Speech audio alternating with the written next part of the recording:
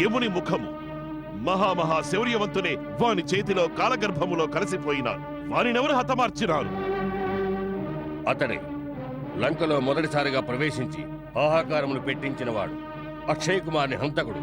మహారాజా, ఆ హనుమంతుడే మహాబలుడు దుర్ముఖిని అంతం చేశాడు. హనుమంతుడా?